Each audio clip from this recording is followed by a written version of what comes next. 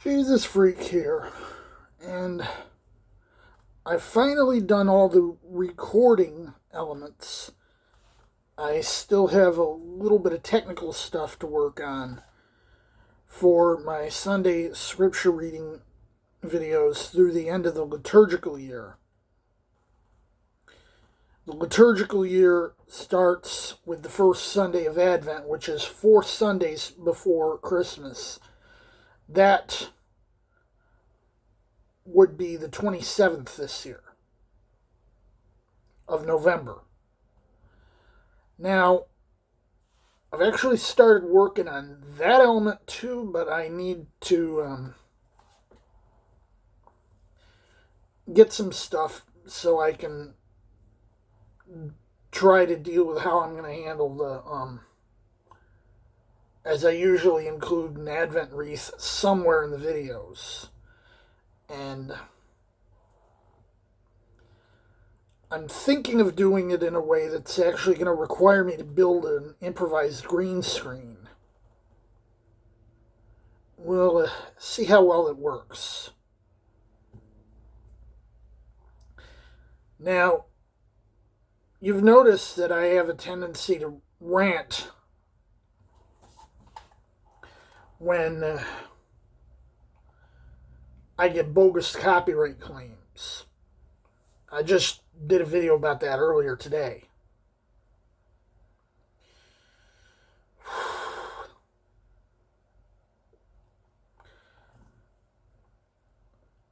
I have no idea how many times I can expect to get bogus claimed for my Advent stuff and Christmas stuff. There's 10 hymns that I've picked. I don't think any of them should get claimed because the matching is on the tunes. It's automatic. The thing can't tell what I'm doing with the video tracks. But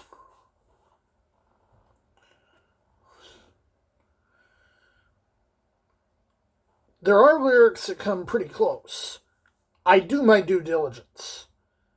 There is one hymn where the lyrics are usually reported as being dated to 1928.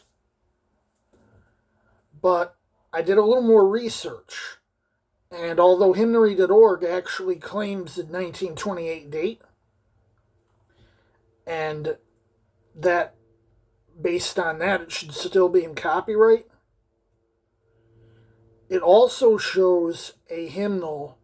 It dates to 1925 that contains the hymn. And based on that, something from 1928 is absolutely safe.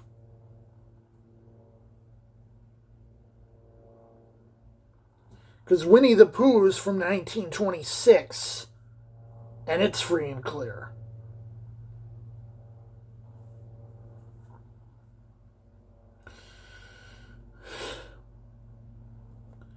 Now, of course, there's more modern, altered, politically correct modifications of the hymn in question. And I left it in its original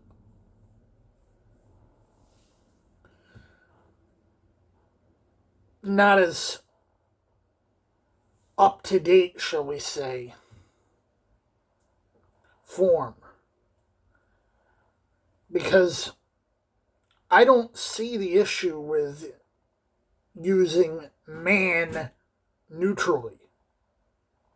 Maybe that's because I'm in my 40s, and when I was a kid, we were still using the generic masculine. It was fading out at the time, but it was still in use. It was still considered the standard.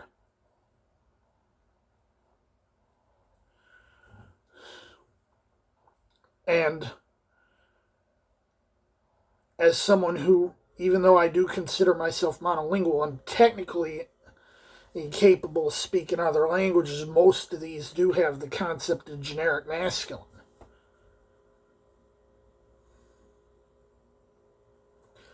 So I don't really care what people say about a lack of political correctness in the words I use.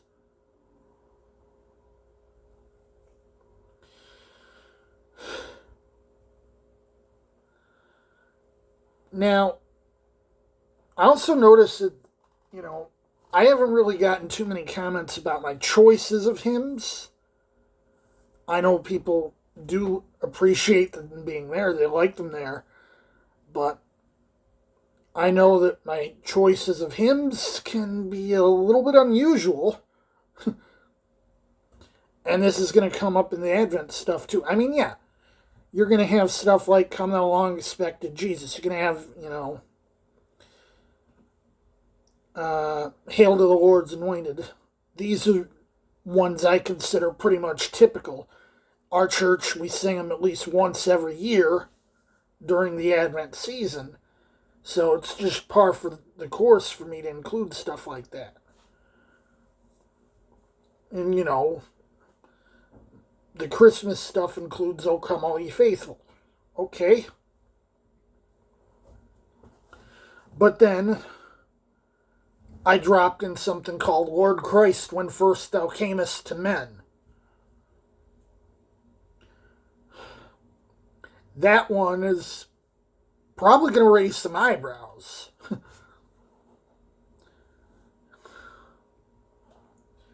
And it probably, gives away my proclivity towards strongly Methodist stuff. Shock horror, a Methodist using Methodist hymns,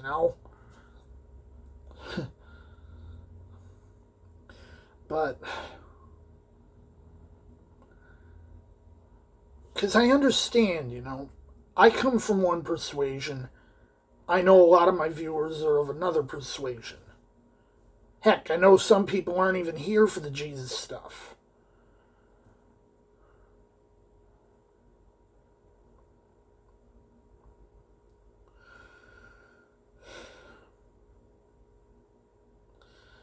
But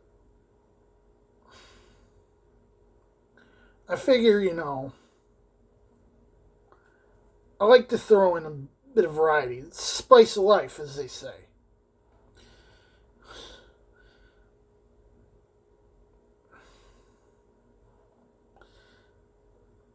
If I got like close to 100 different hymns over the course of a year, I was ranting in a chat room about my copyright claim that I got claimed on Eternal Father Strong to Save, and someone Joe, are you going to get claimed on Onward Christian Soldiers next? Onward Christian Soldiers, actually, I don't have it planned for a while, but I think I have it on tap for the day before Memorial Day to use as the outro music.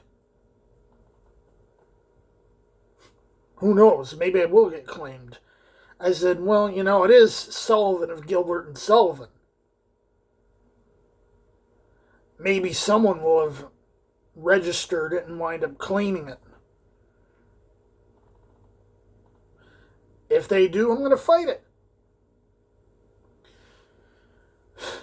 Now, I know how YouTube works about this. They ask you a few questions. First, they say, you do realize that just because you're not making any money off it doesn't mean it's not infringing. And they're like, you do realize that if this backfires and their claim is upheld, you're going to get an actual strike on your channel. And then they say, well, is it for one of these few reasons that you're counterclaiming? And why do you believe this counterclaim to be true?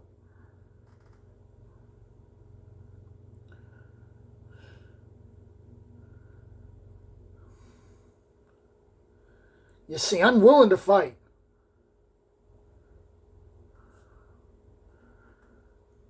You're dealing with a deranged lunatic with nothing to lose.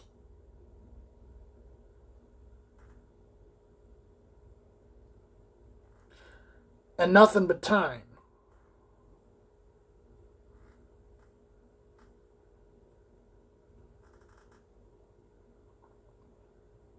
So that's how I stand on the situation. Jesus, freak out.